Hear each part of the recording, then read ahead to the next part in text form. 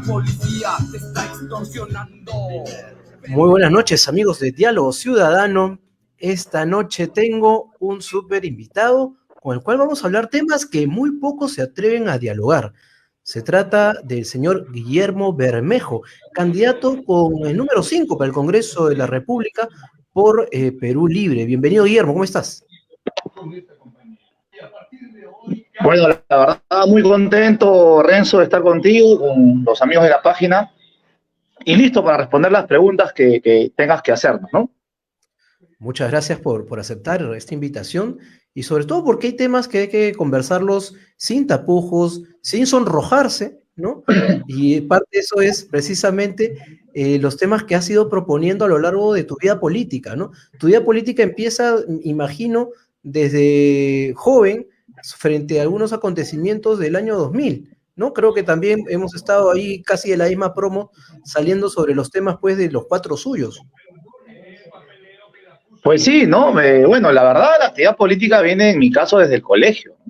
Yo tuve la osadía del año 91 ya, cuando estábamos en tercero de secundaria, de poder sacar un periódico en el colegio donde preveíamos, igual que mucha gente de la época, que era muy vamos a tener un golpe de Estado del año 92, ¿no? Lo que me ocasionó una invitación a retirarme, no fue una expulsión, pero fue una invitación a retirarme del colegio católico. Y ya desde ahí comenzamos a hacer algunos pininos de carácter político. Muy jovencito, salí a las primeras marchas contra el golpe de Estado de Fujimori en el 92. Nos organizamos a partir desde la juventud y las calles y luego desde la universidad también, ¿no? Cuando se tiraron al Tribunal Constitucional, ¿no? Cuando lo trajeron abajo, cuando lo desarmaron para... ¿Cómo así esa situación te marca a ti si eras tan jovencito? ¿Hay alguna relación familiar, amical?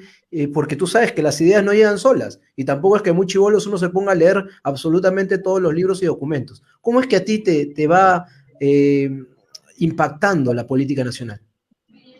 Bueno, por el lado de mi madre, ¿no? Por el lado de mi mamá, hay mucha vida política, ¿no? Que vienen desde los anarcosindicalistas a inicios del siglo anterior. Mi abuelo fue uno de los fundadores del Partido Aprista en Trujillo.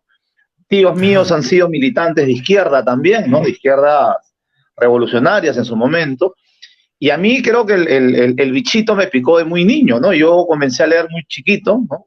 Y claro, ¿no? Mi generación, te recuerdo, yo nací en el 75, cuando estábamos en los años 80 recién, se iniciaba el conflicto armado interno, y me generaba mucha curiosidad lo que estaba pasando en el país. Entonces, yo fui un niño viejo, ¿no? Yo fui un niño medio grande para la edad, y me dedicaba a leer lo que acontecía en el quehacer político nacional, ¿no? Fui descubriendo Entonces, la izquierda. la lectura, la familia, te fue llevando a descubrir un modelo de sociedad. Ese modelo de sociedad que contrastaba con lo que estaba viviendo, ¿no? Los años finales de los 80, inicios de los 90. Entonces, ¿eso es lo que ha ido marcando tu línea política? Y el asma, aunque te parezca gracioso, ¿no? El El asma, asma. yo padecí el asma desde muy chiquito, y claro, pasaba largas horas echado en cama, ¿no? Porque sentado en cama realmente, los que son asmáticos saben de lo que estoy hablando. No podía dormir mucho, Totalmente. tenía que estar sentado, y eso me obligaba a tener mucho tiempo libre, ¿no? Así que lo utilizaba para leer. Yo me devoré las enciclopedias de la casa, los periódicos que había en casa. Mi mamá, gracias a Dios, atinó siempre a abastecerme de lectura simple y sencilla, ¿no? Pero que siempre me ayudaba a reflexionar. Entonces, la familia, por un lado, ¿no es cierto? El ejemplo de mi abuelo, que era un hombre voraz para la lectura, tenía una biblioteca enorme, ¿no? El momento histórico en el que nos tocó crecer en aquella época, y la inclinación, ¿no? De siempre soñar como todo niño, como todo joven en una sociedad más justa, es lo que me fue convirtiendo en un hombre de izquierda. Entonces tú te identificas con un hombre de izquierda, pero como ya lo sabemos, a lo largo de la historia peruana de los últimos 40 años, si no son 50 años, y ahí de acá rindo un homenaje a mi amigo y que en paz descanse Carlos Tapia. Sin embargo, él me contaba que ya en los años 60 y 70, pues había unas broncazas en la izquierda. había los rosaditos, los rojos, los ultrarrojos, pero también estaba pues el MIR y etcétera, ¿no? Y entre ellos se agarraban pues a cohetes, a balazos y etcétera. Pero también en unas discusiones políticas, ideológicas muy interesantes. ¿Eso es posible, es viable ahora en este Perú del Bicentenario? ¿Esas Mira, discusiones políticas, filosóficas? más que posibles, tienen que ser, son necesarias, ¿no? Yo tuve Ajá. la suerte de que mi generación tuvo la posibilidad de ver esa izquierda de la que tú hablas que ya no hay.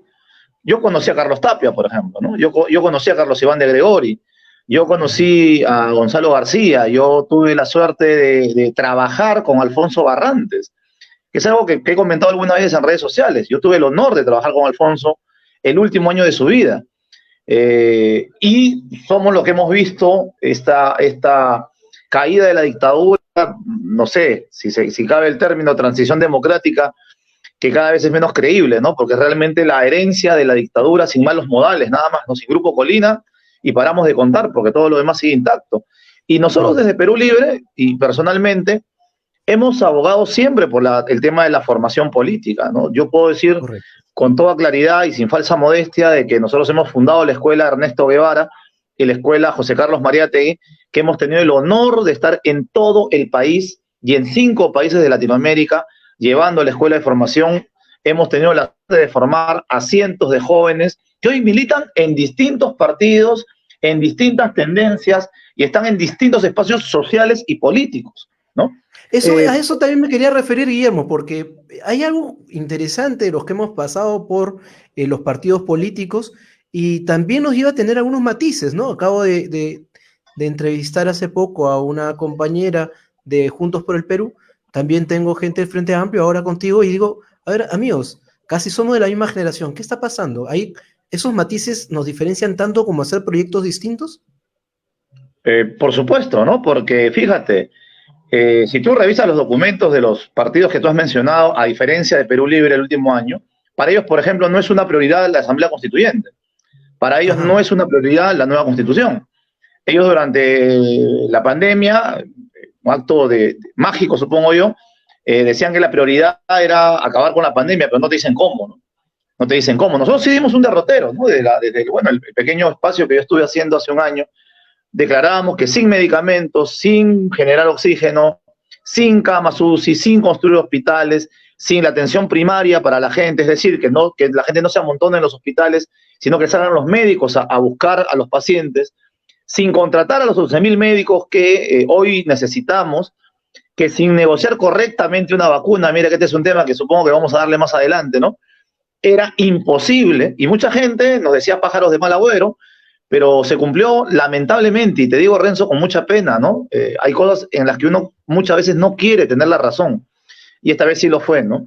Pero ¿por El qué tema de crees, tener Guillermo, más de 100.000 muertos, ¿no? Guillermo, que algunos que advertíamos lo que iba a pasar, finalmente tuvimos cierta razón? ¿Porque somos mala leche o porque hay un conocimiento de la realidad? Conocemos la gente, conocemos el aparato estatal y conocemos también cuáles son nuestras limitaciones como Estado y como nación.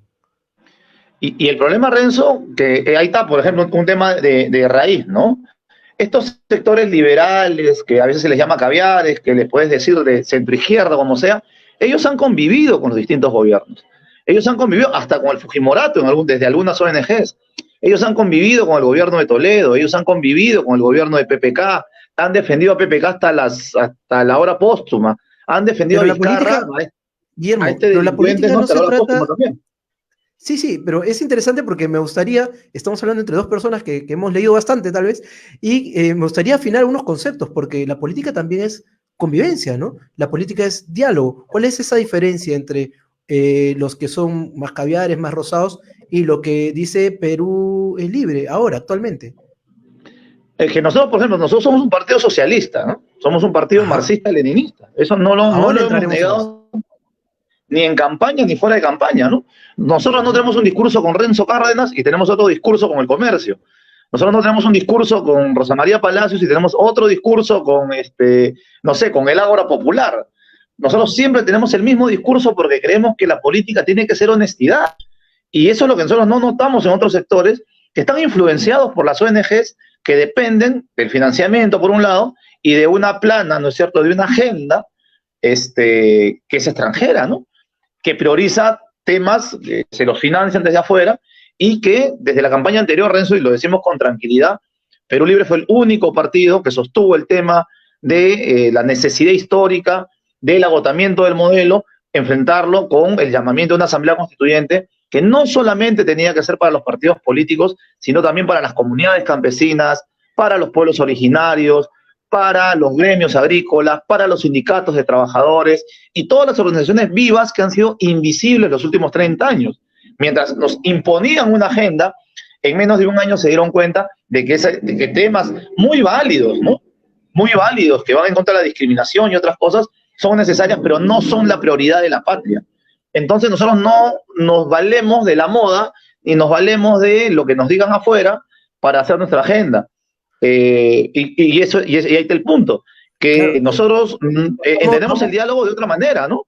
Vamos por puntos, Guillermo. Vamos por puntos sobre el diálogo, porque para entender el diálogo, Guillermo, también es interesante poder entender cómo va evolucionando el mundo y cómo va evolucionando las formas de poder manifestarnos políticamente. Hace muchos años habrían pues los pensamientos base, digamos, que conducían las sociedades, ¿no? Hablamos capitalismo, socialismo, comunismo, etcétera, y ahora tú has planteado el socialismo, pero como un gran pensamiento ordenador de la sociedad, ¿no? Eso en los últimos años, por el modelo, por todo lo que hemos vivido, avance tecnológico, lo que quieras, tal vez sea fragmentado, y por el acceso a tecnologías y la interacción global, digamos, no necesariamente se pueda hablar con el mismo código, ¿no? No sé si me entiendo. El mismo código para que la gente pueda entender los mismos conceptos y categorías que ahora mismo vamos a manejar al plantear el socialismo, ¿no? O sea, tal vez la gente no esté entendiendo lo mismo. Desde luego, ¿no? Hay una campaña multimillonaria, ¿no? Multimillonaria, que no viene de ahora, que viene de los 70, de intentar capturar ciertos intelectuales, ciertos dirigentes, ¿no?, para desfigurar lo que nosotros entendemos como socialismo, ¿no? Si no entiendes la lucha de clases, si no entiendes la era del imperialismo, tú no eres socialista. Tan sencillo como eso, ¿no? Si tú no entiendes que Guillermo, entonces vamos a hacer algo sencillo.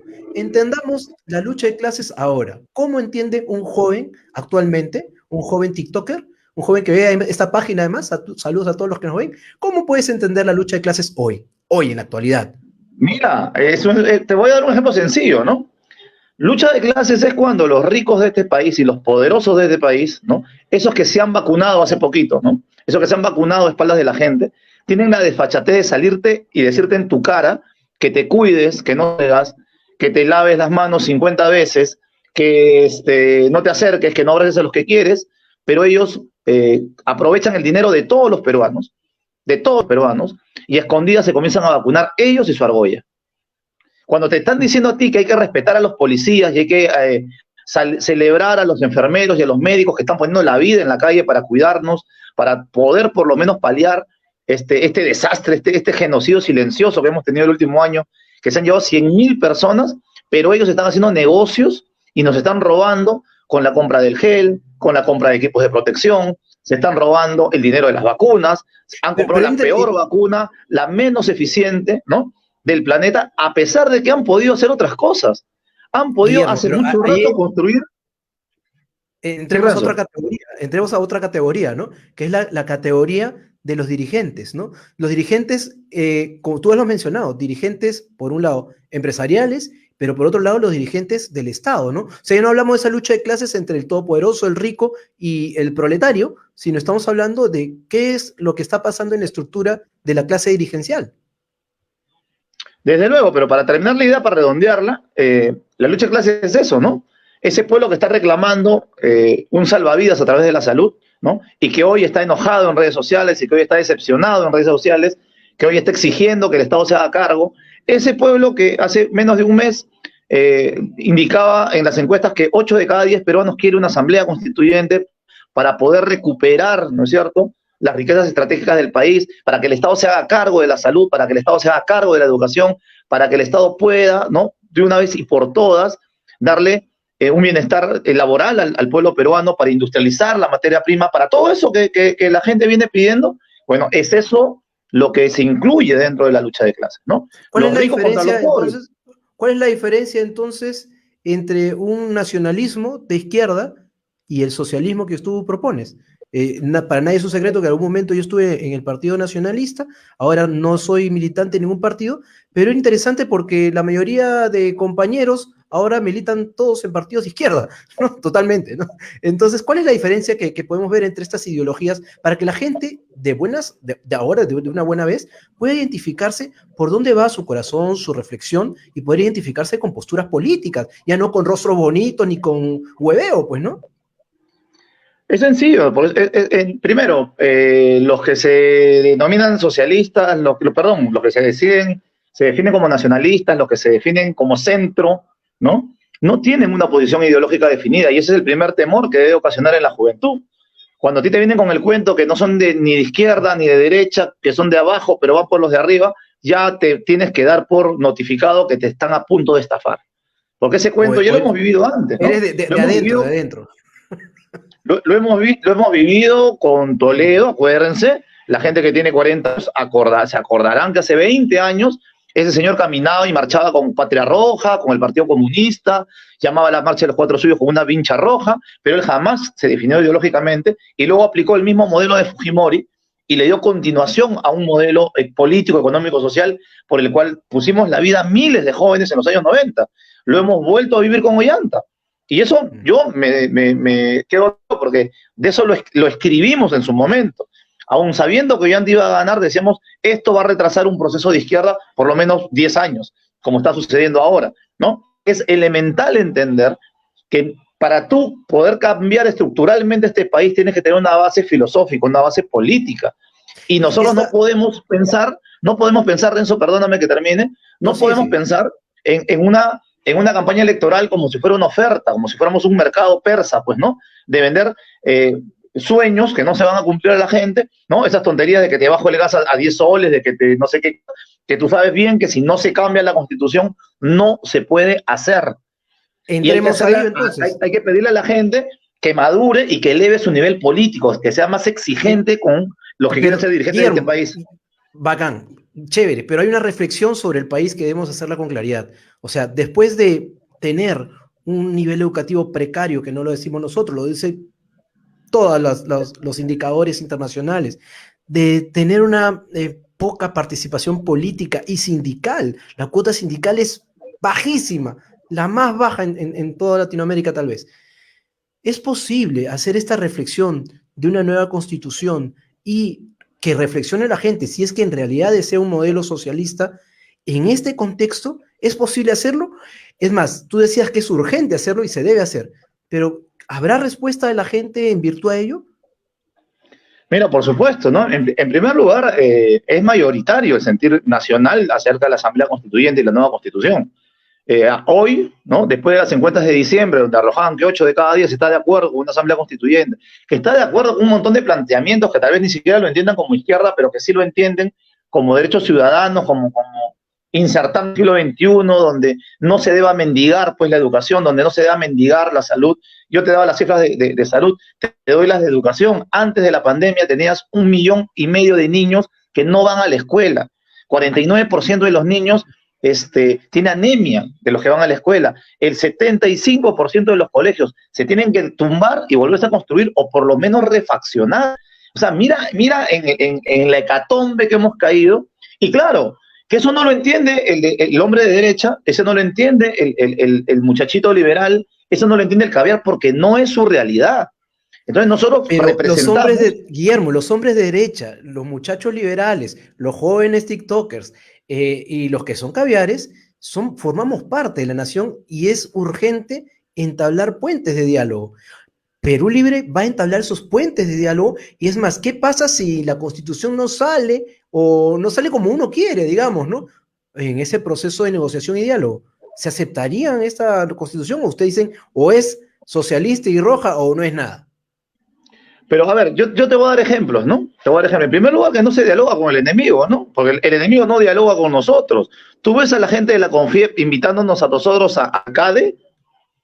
tú ves no sé, a Willax dándonos tribuna para sentarnos a hablar sobre los problemas mineros, tú ves a Canal 2 invitándonos a nosotros a hablar sobre lo que pensamos de lo que debe ser los medios de comunicación en el Perú. Entonces no seamos ilusos, pues, ¿no? No seamos ingenuos. La palabra es bonita, coincidamos, dialoguemos. La derecha de este país solamente pide diálogo cuando tiene la soga en el cuello puesta. Ahí piden diálogo. Cuando las cosas son favorables Pero para tampoco ellos, comienzan con sus leyes. se puede dialogar, Guillermo, no se podría dialogar tampoco bajo una amenaza o decir, si no es así, no me siento, ¿no? Yo he visto y soy testigo, además, por mi chamba, que muchas veces dicen, bueno, si no se hace así, no me siento, o si no están dadas absolutamente todas las condiciones que yo pongo, no me siento a dialogar. Claro, pero, y fíjate, ¿no? Renzo, fíjate, ¿no? Y cuando nos ponemos así es cuando se ganan las luchas, pues.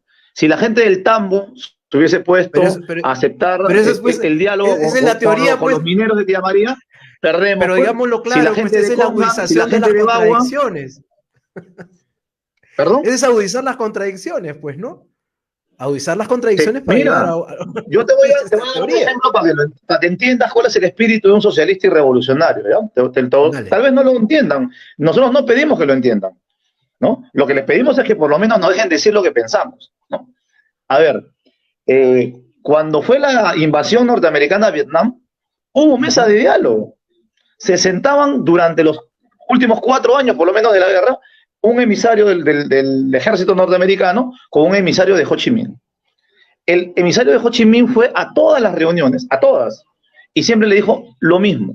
Buenas tardes, señor general, mis respetos para usted y para su nación, saludos para su familia, estas son nuestras condiciones, que se larguen de nuestro país. Que se larguen de nuestro país y nosotros nos queremos llevar bien con su país. Durante los 4 años, durante todas las reuniones que se dieron, nosotros decimos lo mismo. ¿Qué queremos para nuestra gente? En primer lugar, han pasado 80 años, Guillermo. Ese tiempo que ha pasado es igualito. Ha sumado mal. Ha sumado mal, ¿no? Ha sumado mal, ni 50, ¿no? Y esas posiciones principistas son las que debemos volver a tener. Porque bajo la falacia, bajo la mentira del diálogo, todos los que van por la izquierda terminan como Llanta, pues. Terminan como Susana. Terminan avergonzándonos. Porque levantan banderas que son del pueblo, que le han costado al pueblo miles de muertos, que le cuestan al pueblo miles de heridos, que le cuestan al pueblo miles de presos, de exiliados, ¿no? Para que ellos hagan una cuchipanda, que hagan un carnaval, para que hagan un festival de corrupción. Y nosotros no vamos a dialogar con esa gente. No, Guillermo, ya robaron bastante. Tienen 200 años robándonos. Guillermo, si ustedes participan en elecciones democráticas, ¿no? Que es lo que está en el sistema, en lo que nos ha puesto ahora mismo, ustedes están participando, y además con bastante alegría y fiereza, como se debe participar, digamos, pero ustedes están entrando en esta participación política en la cual evidentemente el pueblo va a votar por sus representados, digamos, sus representantes, y va a haber diferentes caras, diferentes partidos, grupos, y tú postulas al Parlamento. Pero en el Parlamento se parla, en el Parlamento se vota. ¿Cómo vamos a ir convenciendo poco a poco, dialogando con los otros colegas, si es que llegas al Parlamento, para ir impulsando la constitución nueva, digamos, ¿no? Porque no se hace pues solamente con un partido, se hace con toda una asamblea, ¿no? Y no lo puedes excluir, o sea, no puedes excluir pues a los caviares, a la derecha, etcétera, sino, ¿de qué hablamos? A ver, porque creo que no me dejó de entender al principio, ¿no? Para nosotros la Asamblea Constituyente no la tiene que hacer el Congreso de la República. Ahí, ¿cómo sería? Ahí, por supuesto, ¿no? Por eso yo planteé desde un inicio, para nosotros en Perú Libre, para Perú Libre, para Pedro Castillo como presidente, para nosotros como bancada, lo primero que vamos a hacer al llegar al gobierno es llamar a Asamblea Constituyente para elaborar una nueva constitución. ¿Quiénes deben participar en esa Asamblea Constituyente? Creemos que los partidos políticos sí, pero solamente el 50% de la elaboración de esa nueva asamblea, ¿no? De participantes, ¿no? Y la otra mitad tenemos que dárselo a los gremios campesinos, a los sindicatos de trabajadores, a los jóvenes organizados, a las mujeres organizadas, a las comunidades campesinas, a los pueblos originarios, que son los invisibles de los últimos 200 años, ¿no? Estamos justamente, y sería muy interesante eso, ¿no?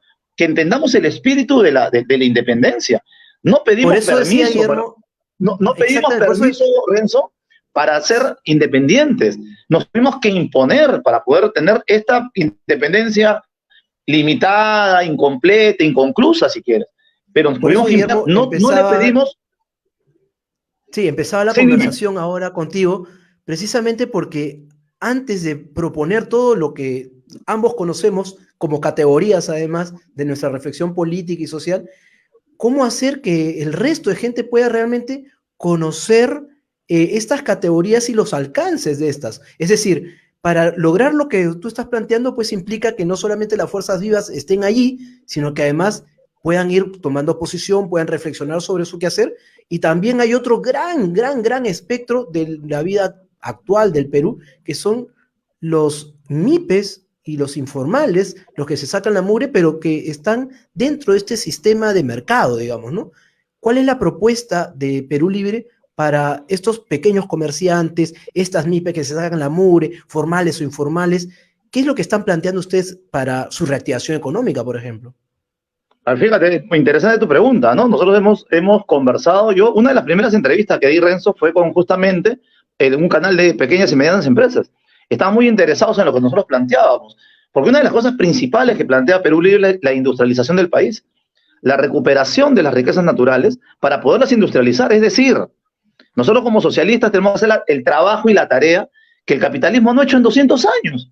¿Quién debió industrializar el país? ¿Quién debió generar un mercado interno? ¿Quiénes deberían tener empresas potentes pues, en la elaboración de productos en función a nuestros metales o hidrocarburos? No debió ser la derecha de este país, no debió ser la oligarquía de este país, no deberían ser ellos unos potentados industriales en la nación, pues no lo han hecho en 200 años, porque el tema ideológico es importante. Ellos Así creen es. que nosotros somos una colonia, pues, ellos creen que nosotros solamente tenemos que hacer la minería del siglo XIX, ¿no? Y regalar y rematar todos nuestros recursos, y tienen la psicología, ¿no? Yo lo he dicho medio en broma y medio en serio, tienen la psicología del drogadicto, pues, ¿no? Porque ellos encuentran oro y no se les ocurre hacer otra cosa que venderlo. El oro puede estar disparándose en el mercado, todo el mundo está ahorrando en oro, pero ellos simplemente lo encuentran y lo venden. Encuentran gas y no están pensando en industrializar el gas. Acaban de regalar Diferente el litio a los en chilenos, junio, ¿no? ¿no? Pero por eso Y te digo, están ¿no? O sea, regalando el diferente a litio. los... Hace una semana el señor Sagasti ha firmado la venta, el regalo, el remate de litio, mientras en Bolivia, Renzo, al costado del otro lado del Titicaca, están haciendo baterías de litio, que es el futuro Eso, del tema de yo energía quiero, para un montón de a mí me países, ¿no? gustaría, a mí me gustaría que además la gente, como le he dicho a todos y a ti también, este es un espacio para dialogar y es un espacio para escucharte, pero con las preguntas que tal vez sean así interesantes, ¿no? Y parte de lo que estás diciendo es algo muy interesante, porque decías, hablabas sobre el empresariado, el gran empresariado nacional, versus otros empresariados y otros tipos de Estado. Por ejemplo, el empresariado chileno o cómo es la relación en Bolivia y la economía en Bolivia. O sea, en Perú pareciese que pensar distinto es insultarlos, ¿no? Y que como Eh. ahora podemos pensar distinto. ¿Cómo es entonces, cómo sería, o qué ejemplo te gustaría proponer como el caso boliviano o qué otros ejemplos en Latinoamérica donde se estén haciendo las cosas como ustedes plantean?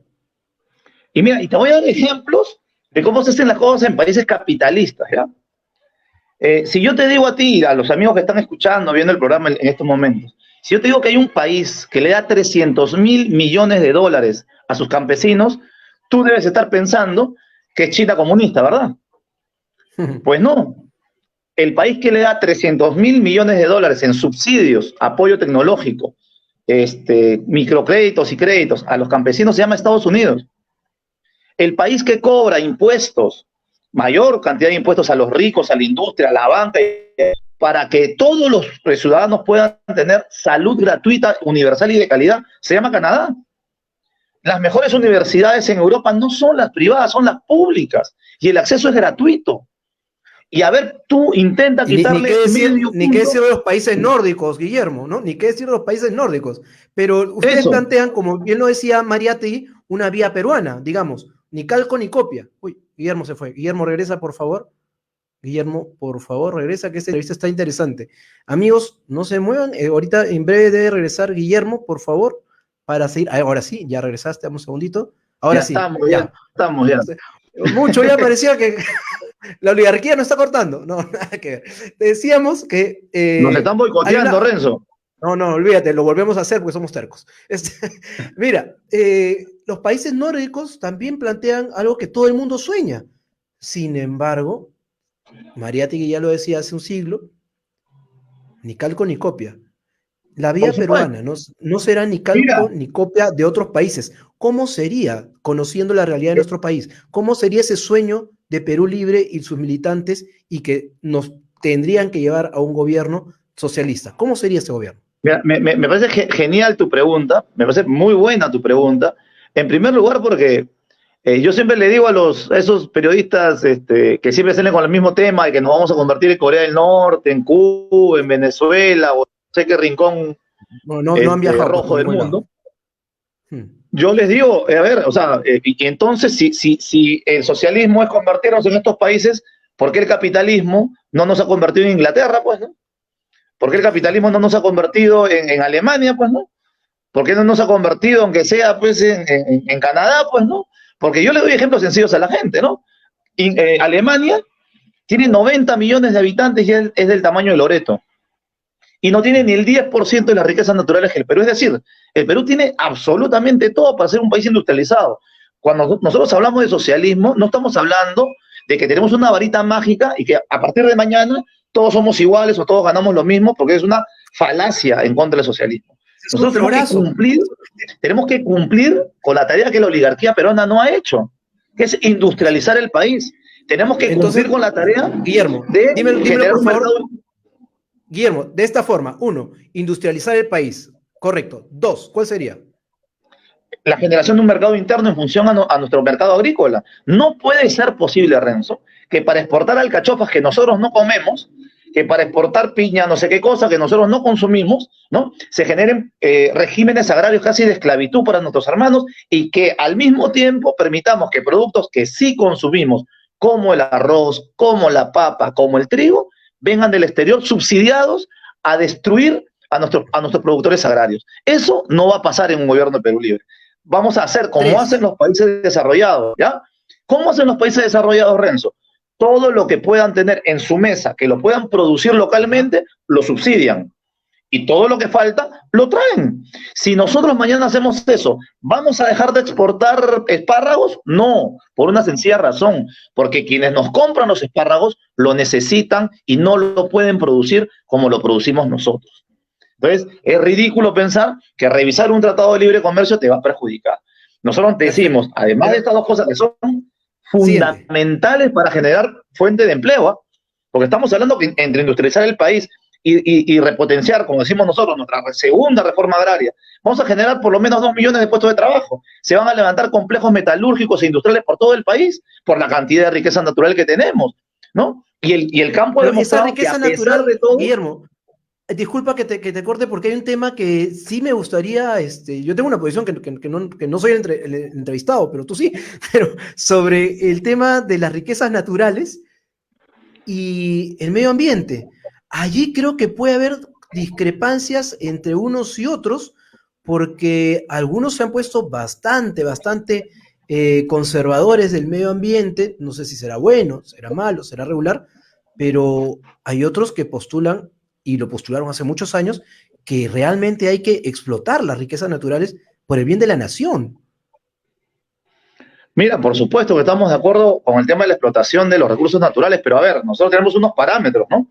Bienvenida a la inversión extranjera, bienvenida a la inversión nacional, bienvenida a la inversión privada, pero también bienvenida a la inversión estatal, pero con unos considerandos mínimos, que respeten el medio ambiente, que paguen bien al trabajador, que acepten, como se ha hecho en Bolivia o en Ecuador, que el 80% de la ganancia quede en manos del Estado para cubrir una serie de carencias que me imagino vamos a poder conversar en unos minutitos más, ¿no? Y que sobre todo, y fundamental, y te lo digo porque yo he sido invitado a muchos lugares donde hay conflictos sociales, yo digamos que manejo un tema que es el tema de la consulta previa.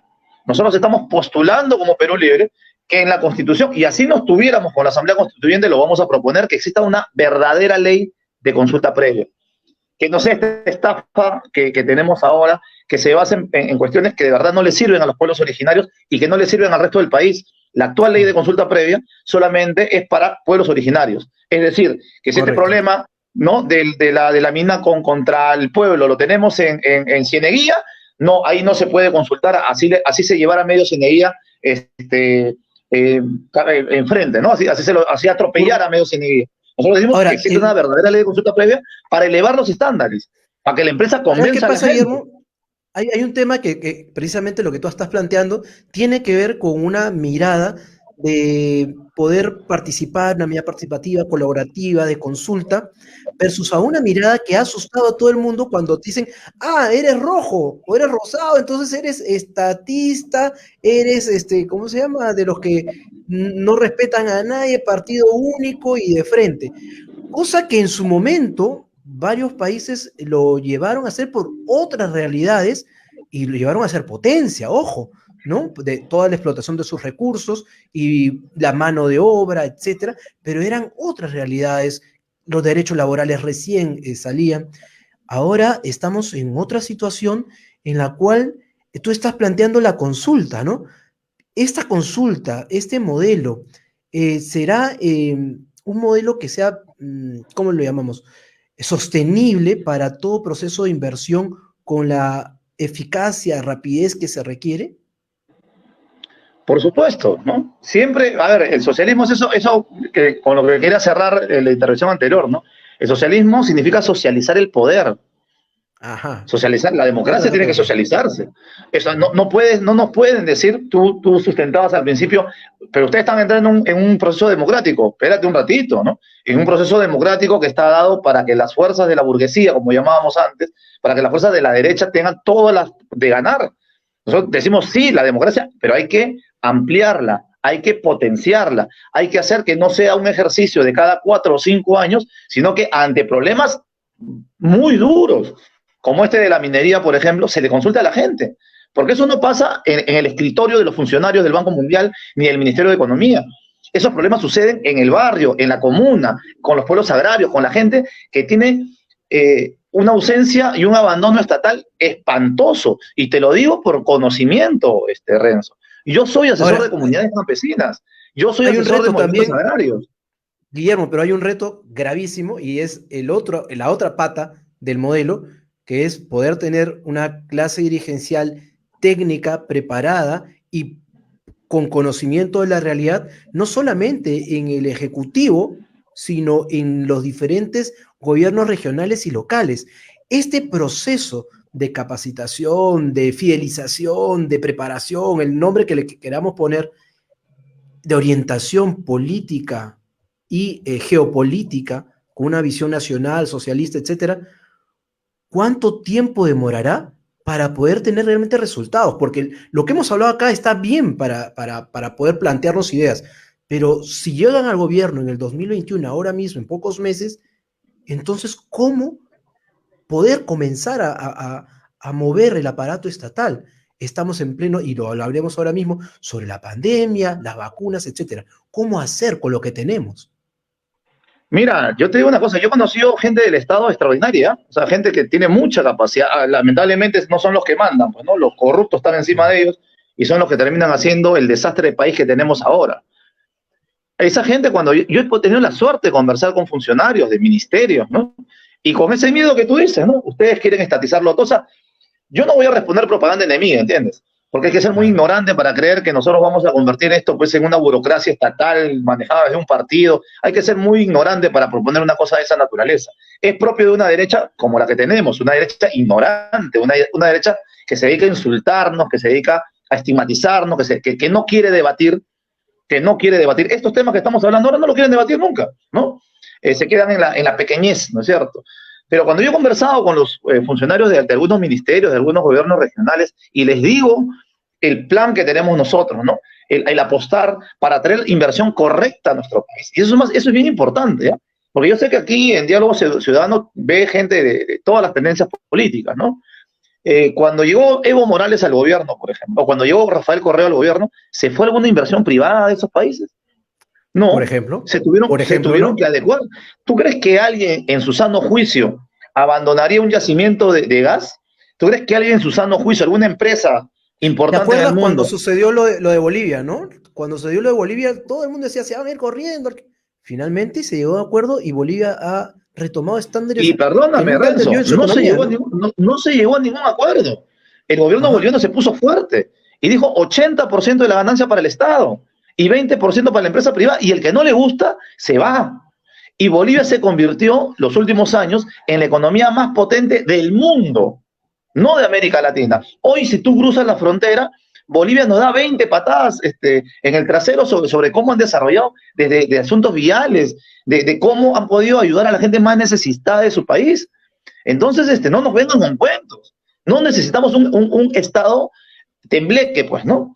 Porque el Estado tembleque hace esto que estamos viendo hoy, ¿no? Que no exista persona que haya pasado por el gobierno central o bancada, que haya pasado por el Congreso, que no esté enlodado hasta las narices con los temas de corrupción. Necesitamos un Estado fuerte, un Estado que sea incorruptible, que no tenga mano blanda con la corrupción. Y la corrupción, fíjate, todos los casos vienen desde los asuntos privados, desde las empresas como Odebrecht, que han tenido la capacidad y la fuerza de generar tela de arañas en el Ejecutivo, en el Legislativo, en el Poder Judicial, para hacer todas las macanas que se han mandado estos últimos años, por las cuales hemos perdido miles de millones de dólares, ¿no? Entonces, nosotros no vamos, cuando yo te decía, no hay nada que negociar con ellos, sino que hay que ponerles nuevas reglas para que trabajen en función a los intereses de las mayorías. Los ricos de este país no son ni el 0,5%, pero todo está ordenado para que ellos sigan gozando de privilegios que el pueblo no tiene. Y nosotros no vamos a negociar eso. Yo te agradezco, Guillermo, este primer encuentro. Espero que hayan quedado claras las ideas para todos los que nos ven. He tratado de poder sacar lo mejor que puedas proponernos, porque creo que eso es lo válido, Guillermo, para que en diálogo podamos entender no solamente las palabras que se dicen, sino los sentimientos, las emociones y qué es lo que tenemos dentro. ¿Cuál sería tu mensaje final para todos aquellos, no los que van a votar por ti, que ya seguramente están recontra convencidos, sino aquellos que tú necesitas que voten por Perú Libre y por ti para poder llevar esta propuesta al Congreso? Bueno, lo principal y más importante que les puedo decir finalmente es que este 11 de abril no van a escoger, no se va a escoger solamente cambiar de presidente. Este 11 de abril vamos a definir o el continuismo de este modelo económico, político y social que tanto daño le ha hecho a la patria, o la posibilidad de votar por un partido como Perú Libre, por un candidato como Pedro Castillo para la presidencia, que le dé la posibilidad de refundar la patria. No va a ser sencillo, y quien les diga lo contrario es un cínico y un mentiroso. Para salir del atolladero en que nos ha metido la derecha de este país y sus aliados centro-liberales, caviares, va a costar muchísimo. Vamos a tener que dar mucha pelea juntos, y esa pelea solamente la puede hacer el pueblo unido y con un norte clarísimo, ¿no? Lo mínimo que podemos hacer es un nuevo marco legal a través del llamado a una asamblea constituyente para elaborar una nueva constitución, para recuperar los recursos de la patria, para darle educación y salud gratuita, de calidad, a todos los peruanos, para tener un marco laboral que defienda a ese que se parte el lomo, para poder tener jubilaciones dignas, y para poder tener una patria que nos merecemos y que tenemos la obligación de dejarle a nuestros hijos, a nuestros niños, algo que nosotros no recibimos, ¿no? Un país que por lo menos le pueda dar bienestar general a todos sus habitantes. Te agradezco mucho esta entrevista, Guillermo, y a todos tus seguidores que han estado bastante activos en las redes. Compartan el video y escúchalo. Siempre es una propuesta interesante para poder analizar. Muchísimas gracias, mucha suerte en tu campaña. Gracias, Renzo. Fuerte abrazo. Amigos, hemos tenido a Guillermo Bermejo, candidato número 5 de Perú Libre, con propuestas de una nueva constitución y el socialismo, la viabilidad del socialismo, con bastante radicalidad, pasión, pero con conceptos y categorías claras para poderlas discutir ahora, en familia, con los hijos, personas que han sido militantes o no militantes políticos de izquierda o de derechas, y plantearse realmente cuáles serían las alternativas si es que tenemos además que contar con un crisol de ideologías, que sería lo positivo, tener las ideologías dialogando en el Congreso, más que tener algunas caras y personajes, que eso es lo que nos preocupa. En Diálogo Ciudadano invitamos a todos los partidos, pero nos interesan más las personas y los líderes que traigan detrás un pensamiento para nuestra nación. Hoy hemos escuchado a Guillermo Bermejo. Compartan el video, discútanlo, critícanlo, pero también saquen lo mejor de la gente que está proponiendo una patria distinta. Muchísimas gracias, nos vemos mañana con más diálogo y empoderamiento ciudadano. Chao.